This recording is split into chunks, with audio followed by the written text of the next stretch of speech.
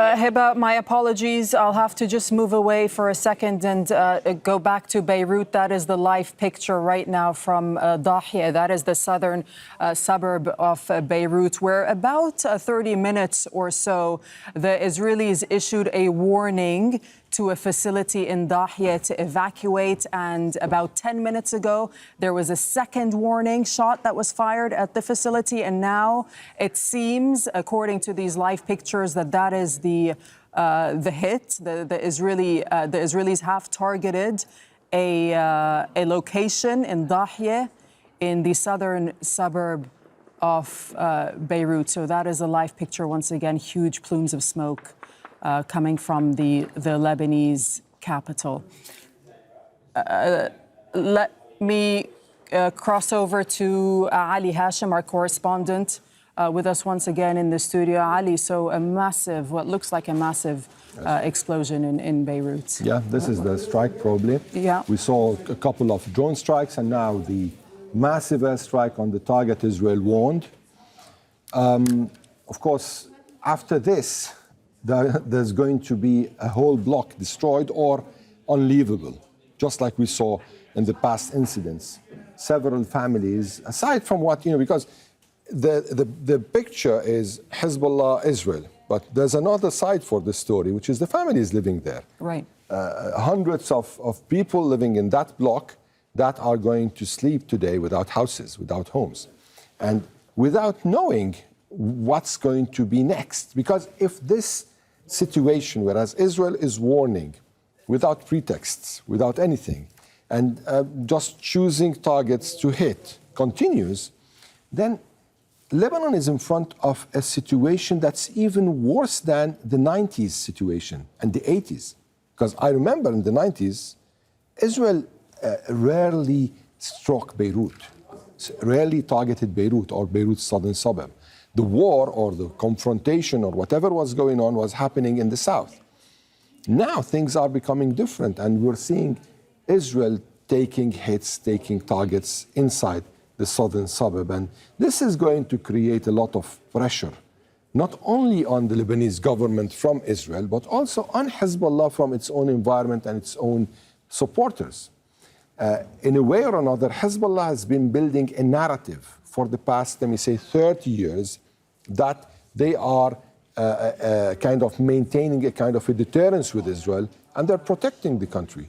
Now with these strikes on, let me say, weekly, monthly basis, there is going to be a pressure on Hezbollah, regardless of its own calculations, or else those who support Hezbollah are going to divert. Ali, just for clarity, how many strikes have there been on Beirut specifically since the ceasefire? Since 27th of November, there have been 3 strikes. The first one was, in probably March, there was a warning. Then there was another targeted assassination in the night, and there was a Hezbollah member who was killed, and this is the third one. Ali, stand by. Let's bring in Zeina. Zeina's on the ground in Beirut. Zeina, tell us what you're seeing and hearing in Beirut.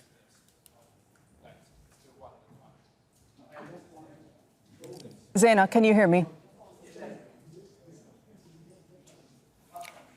Zeina, Khodr, are you with me? Okay, Zeina's not with me, so I'll bring in Ali once again. So Ali, that's a live picture. So the Israelis, after issuing 2 warnings, as you were saying, they've now struck Beirut, that is the Lebanese capital, and we'll wait to hear if there are any casualty numbers, of course. But you were talking about the pressure just a moment ago on Hezbollah, the pressure that this may create. The Secretary General, in one of his latest speeches, he said that they're patient for now, right? But that patience may eventually run out.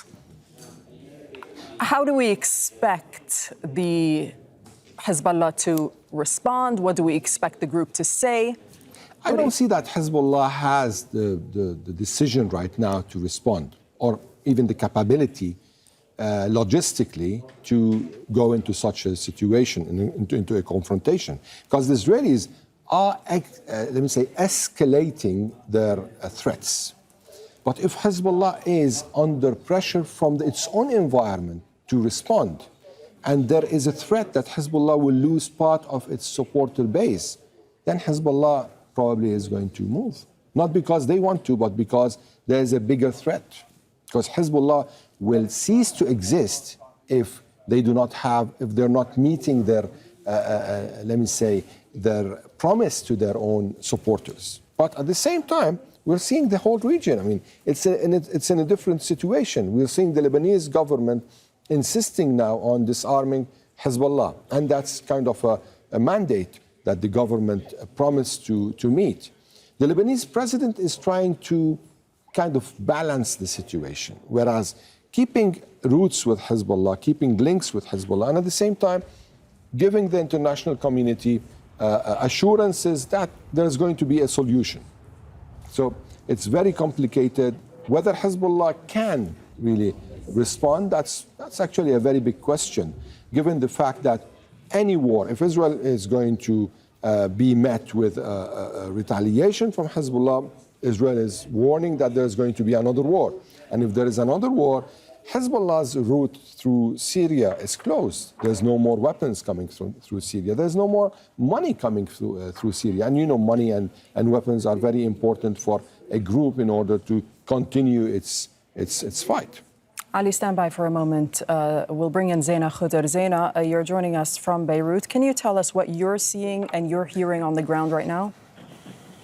Well, Doreen, we're making our way to Beirut's southern suburb. That strike has happened. The building has been hit. People are trying to make their way out of the area. There is traffic, and as you can imagine, people are concerned because this is just, not just another strike in the heart of the Lebanese capital. This is a message, and this is a message from the Israeli military, not just to the Lebanese state, but to Hezbollah as well, and to the Lebanese people, that there are no red lines any longer. Because, yes, Israel has carried out hundreds of strikes since November ceasefire deal. It has targeted vehicles in southern Lebanon, in eastern Lebanon. It has hit what it calls Hezbollah's military infrastructure. But hitting the southern suburbs without any problem,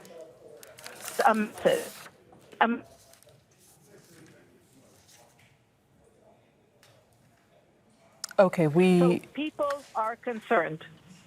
Zeina, okay, I'm being told that we lost our communication to Zeina at this hour, but Zeina was reporting for us on the ground in Beirut. Let's bring in Ali Rizk, who's a security affairs analyst. We'll bring Ali in just a moment. I'm told we're establishing communication with Ali Rizk in Beirut. We'll go to Zeina once again. Zeina, if you can hear me, go ahead.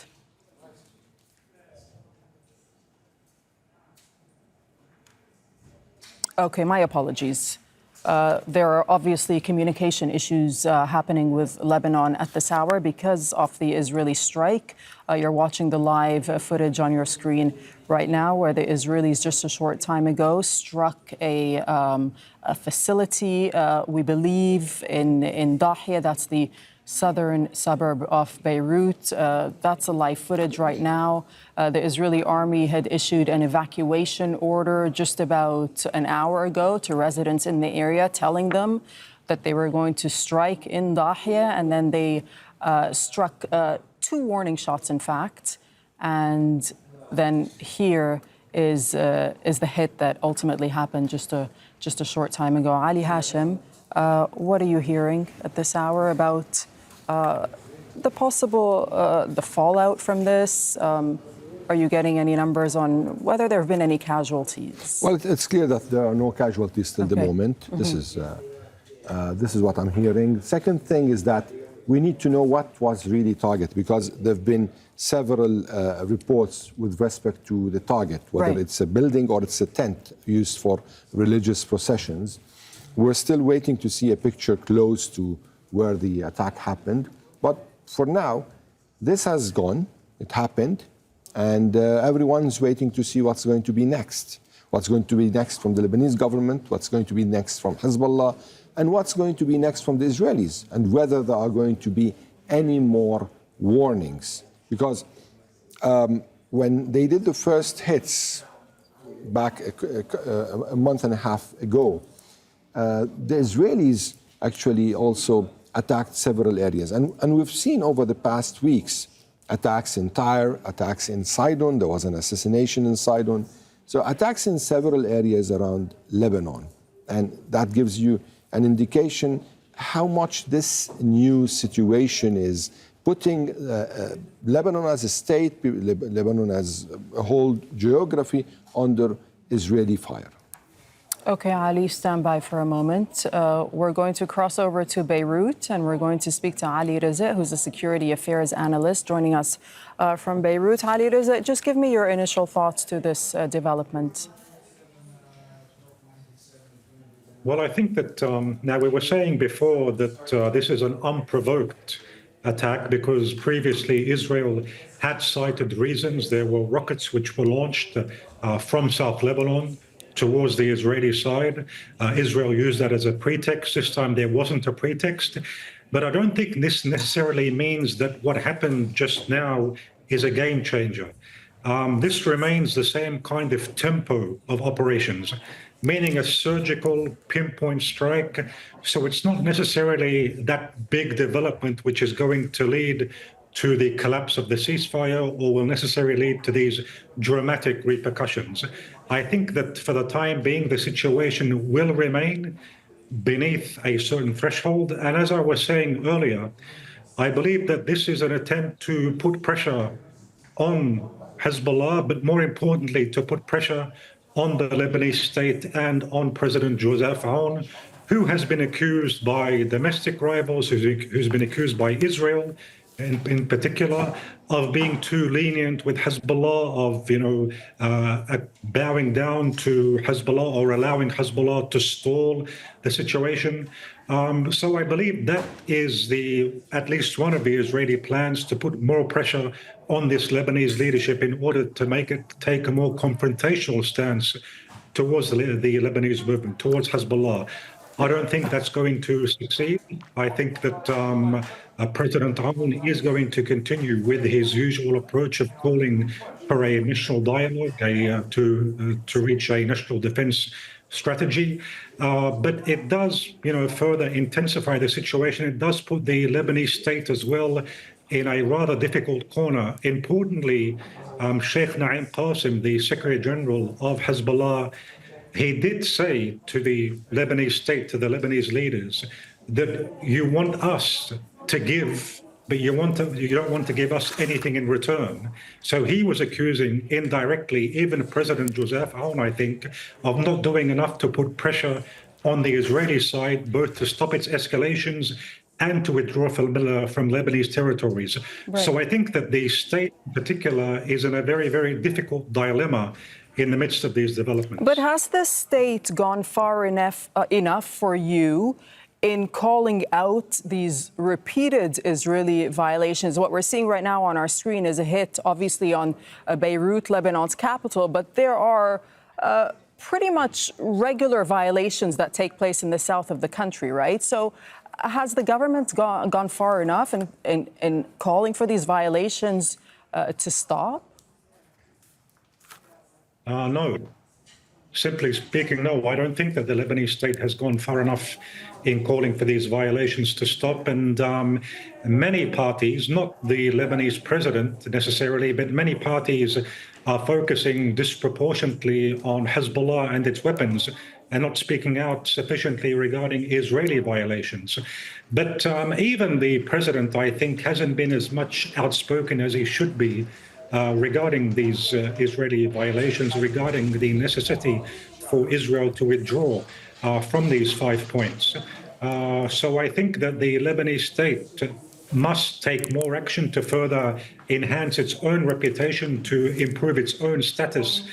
And I would also like to mention a very, very interesting and important stance which was issued by the Lebanese Parliament Speaker Nabih Berri just in the last couple of days. where he said, we are not going to hand over our arms. He didn't, so he was basically saying, or I think giving the impression that the Shia population in general will continue to cling to their arms as long as Israel occupies those 5 positions. I think that was a message both to the foreign parties and to the domestic parties as well. Because for the leader of the Amal movement, which is the other big Shia party in Lebanon, to say that we won't give up our arms, I think that was a very, very important sign to say that the Lebanese parliament speaker still stands with Hezbollah, that Shia duo is still there very firmly. And that actually also makes the state, or makes it more necessary for the Lebanese president to indeed become more outspoken, to call on the Americans to put more pressure, because as we can see, it is leading, or it having these domestic repercussions. Okay, we will leave it there for the time being. Ali Rizk, thank you so much for speaking to us from Beirut this hour. Ali Hashem, we're getting these latest pictures now, right? This is a different kind of vantage position from Beirut. You can see the aftermath of that strike.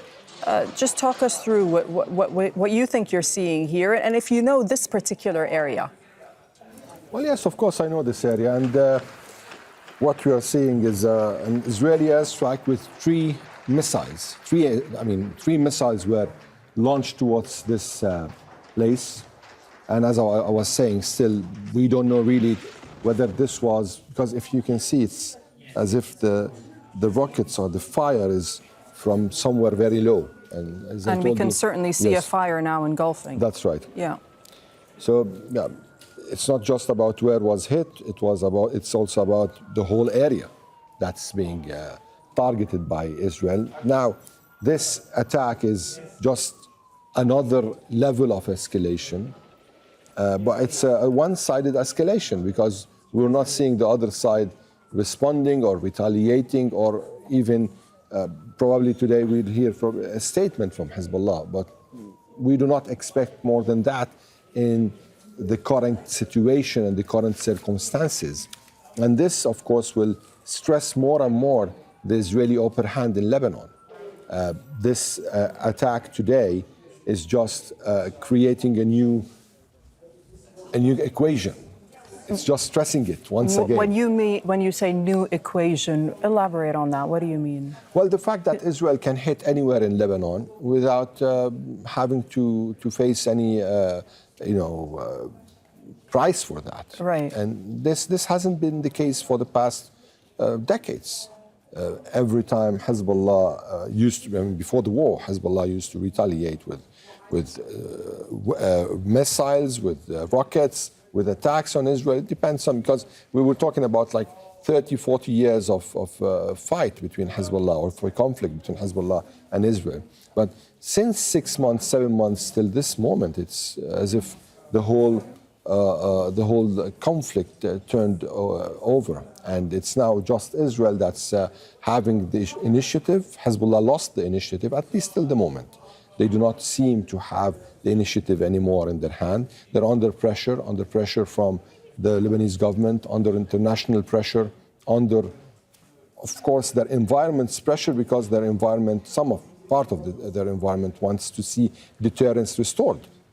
But personally, I don't see this as a final outcome till the moment of this war. And Hezbollah seems to be in a new situation, recalculating, restructuring, rebuilding. But Israel doesn't want even to think for a moment that Hezbollah will restructure or rebuild itself. And that's why it's not giving any chance to the party. Okay, Ali, we'll leave it there for now. Thank you so much for the time being. Make sure to subscribe to our channel to get the latest news from Al Jazeera.